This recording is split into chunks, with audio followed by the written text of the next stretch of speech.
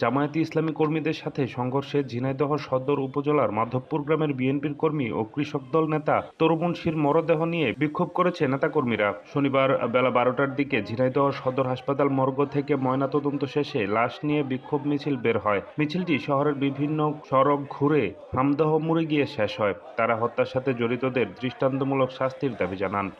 তার উপর যে প্রশান্তভাবে আঘাত করা হয়েছে, এই সিটি স্ক্যান রিপোর্ট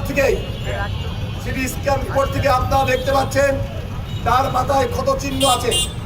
তার মাথায় আঘাত করা হয়েছে এবং পায়ে আঘাত করা হয়েছে। কোন একজন সুস্থ তরতাজা মানুষ ছিল, তার মাথায় আঘাত করে তাকে নৃশংসভাবে হত্যা করা হয়েছে। এদিকে তরু মুন্সির মৃত্যু স্ট্রোকজনিত কারণে হয়েছে বলে দাবি করেছে জামায়াত। শনিবার দুপুরে ঝিনাইদহ জেলা কার্যালয়ে সংবাদ সম্মেলনে এ দাবি করেন দলটির নেতারা। মৃত্যুবরণ করেছেন, তিনি হার্টের রোগী ছিলেন এবং তিনি উচ্চ ডায়াবেটিসের রোগী ছিলেন। তিনি এই দৃশ্য দেখার পরে যে ঘটনার মধ্যে তিনি পড়ে যায়, তিনি ওখানেই সেন্সলেসে পড়ে যান।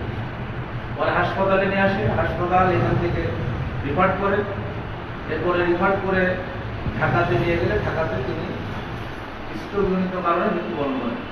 শুক্রবার সকালে সদর উপজেলার মাধবপুর গ্রামের জামায়াতের নারী শাখার পক্ষ থেকে ইফতারের আয়োজন করা হয়। দুপুরে ইফতার আয়োজন নিয়ে নারী কর্মীদের সাথে স্থানীয় বিএনপি নেতাকর্মীদের বাকবিতণ্ডা হয়। এক পর্যায়ে সংঘর্ষের ঘটনা ঘটে। এ সময় আহত 8 জনকে ঝিনাইদহ সদর হাসপাতালে ভর্তি করা হয়। পরে তরু মুন্সির অবস্থা গুরুতর হলে ঢাকায় রেফার করা হয়। সেখানে রাত 8টার দিকে তিনি মারা যান।